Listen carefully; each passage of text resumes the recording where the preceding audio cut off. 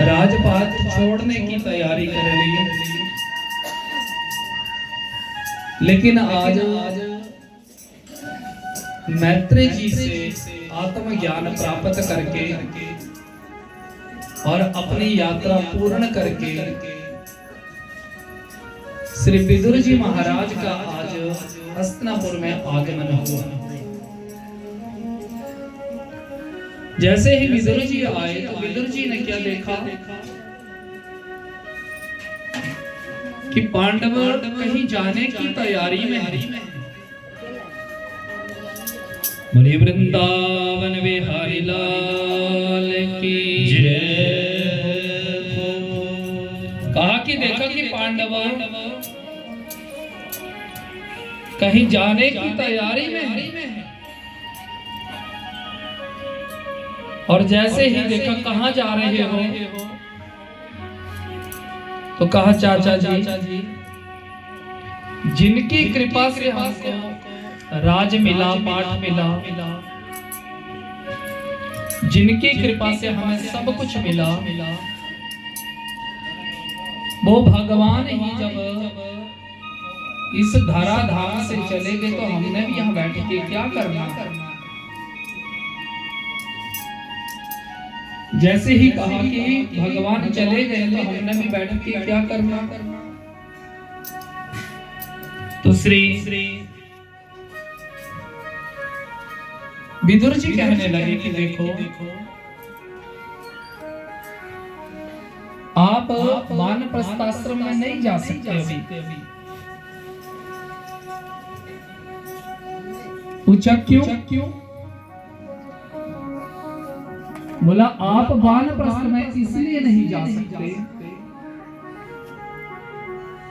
क्योंकि जिनके 100 बच्चों को आपने मारा है, जिनके 100 बच्चे आपने मार दिए हैं, वो धृतराष्ट्र और गांधारी अभी यहीं बैठे। हाँ, अगर वो चले गए होते तो हम भी आपको नहीं रोकते भैया, आपको यहीं रुकना पड़ेगा। आज विदुर जी महाराज धृतराष्ट्र और गांधारी से मिले।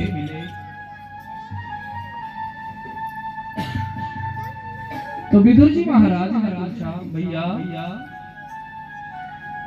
आपने उस दिन हमारी बात मानी होती ना,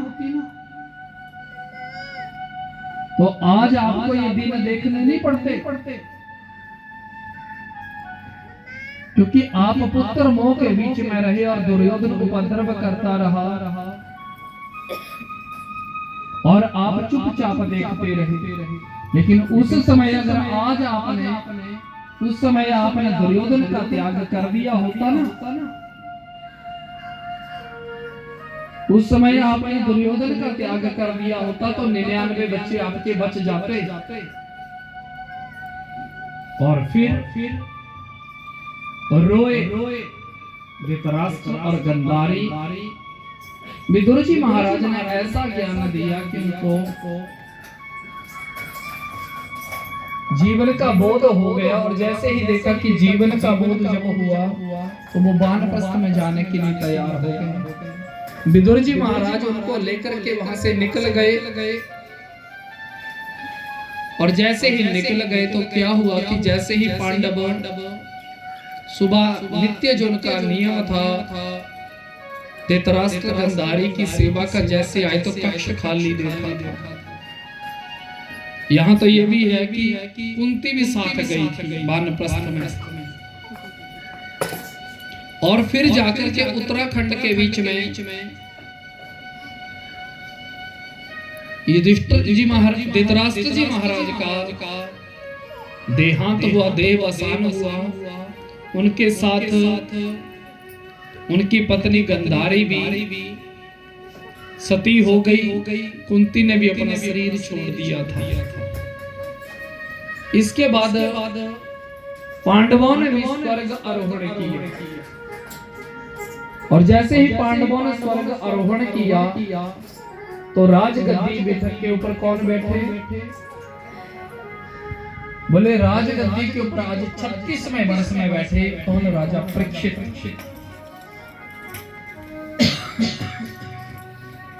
और 36वें वर्ष में आज राजा परीक्षित उस राजगद्दी के ऊपर बैठे, और जैसे ही राजगद्दी के ऊपर बैठे तो वो हस्तिनापुर का राजपाट करने लगे।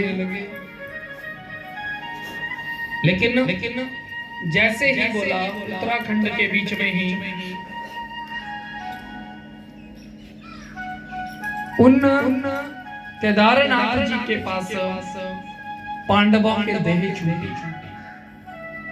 सबसे पहले मृत्यु हुई नकुल की, उसके बाद मृत्यु हुई सहदेव की, उसके बाद मृत्यु हुई अर्जुन की, उसके बाद मृत्यु हुई भीम की, उसके बाद मृत्यु हुई द्रौपदी की।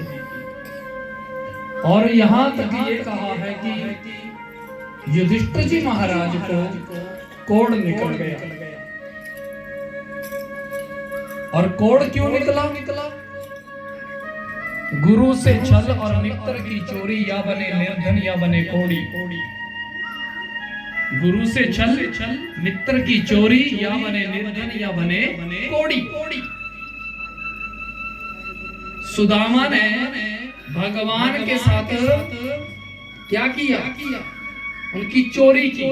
अभी मैं सुबह यही बात बोल रहा था कि जीवन के बीच में जब हम चोरी करेंगे तो आने वाले समय में हम क्या बनेंगे? दरिद्री, निर्धन हो जाएंगे। और गुरु से छल तो कोढ़ निकलेंगे।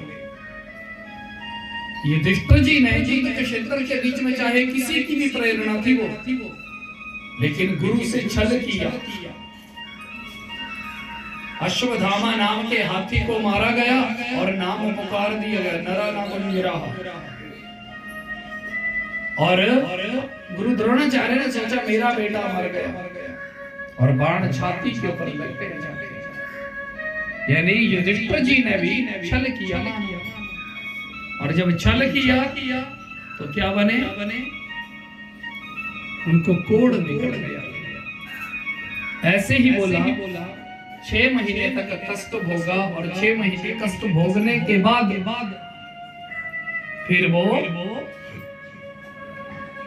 उनका शरीर छूट गया, और एक दिव्य आत्मा और एक कुत्ते की आत्मा कहते हैं कि भगवान के स्वधाम पहुंची।